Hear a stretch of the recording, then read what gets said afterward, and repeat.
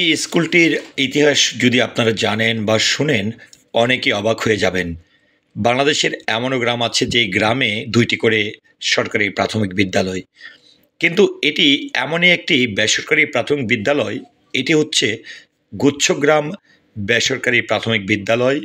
এটি সিলেট জাফলং গোয়াইনঘাট থানাধীন এই 0 পয়েন্টে কিন্তু এই স্কুলটি পড়েছে।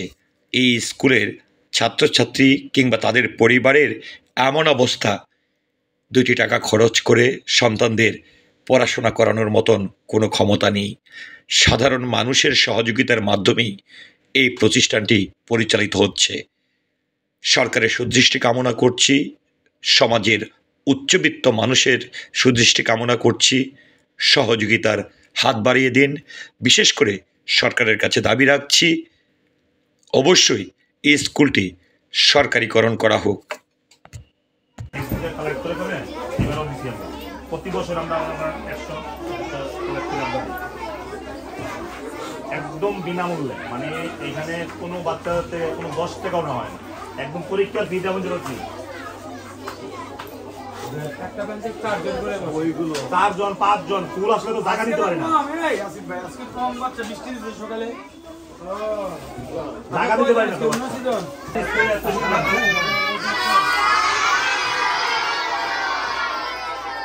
ব্যাক করে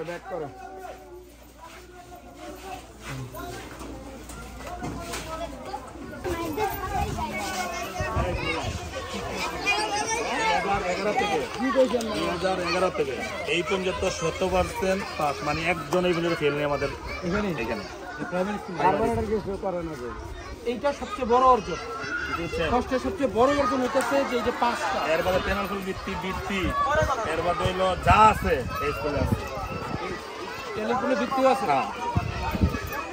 আর এই ল্যান্ডটা কি, ল্যান্ডটা সবচেয়ে 4 কিলোমিটারের মধ্যে একটা প্রাইমারি স্কুল। যদি আমরা এটা বন্ধ করে দেই, কারণ বর্তমানে 3.5 সিস্টেম আছে, 100 পড়বে নাকি স্কুলে। সবচেয়ে বড় কথা, সব বৃত্তি হয়ে যাবে, প্রাইমারিতে যাবে, মাদকাসক্ত হয়ে যাবে, তারপর কোথায় কোথায় যে কি হয়ে যাবে, এটা তো ভবিষ্যৎ আমরা ধরে রাখা। এই ওয়ানের বাচ্চারা কেউ 1 নষ্ট যে কোনো প্রতি মাসে 40,000 টাকা প্রতি মাসে। ঘুরে আনতে গেছি বাচ্চারা দিকে, আমি এদিকেও নাই। কত সহজ পদ্ধতি, বাচ্চা করে সাক্ষী রাখে। হ্যাঁ, আমি যেটা ঘুরে গেছি বিশ্বাস করেন না।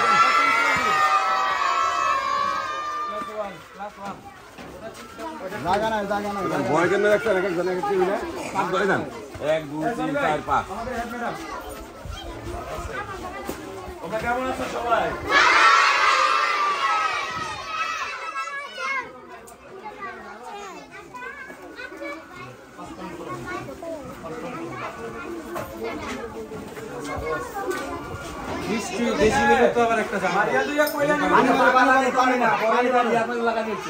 নতুন কাঠ লাগাইয়া এরকম অবস্থা।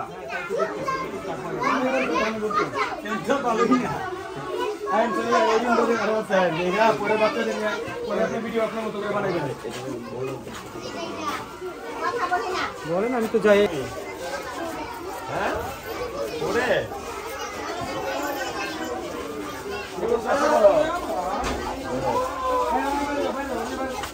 কেমন আছো? ভালো আছো?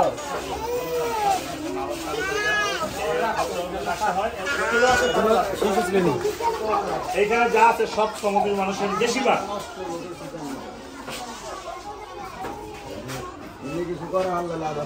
এটা নিয়ে আমি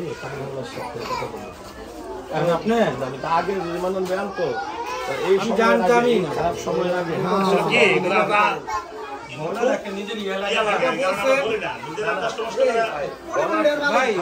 একজন ডিসিশন নিতে পারে, তার 1 ঘন্টাও লাগে না। এবার 5 জন স্কুলটা দিচ্ছে আমার স্কুলে, এর আগেও দিচ্ছে, মানে এবারও দিচ্ছে 5 জন। মানে সবাই হেল্প করবে, কিছু করা আনলো না। সনি আছে, আমি তো আছি, অবস্থা সমাধান করে দিই।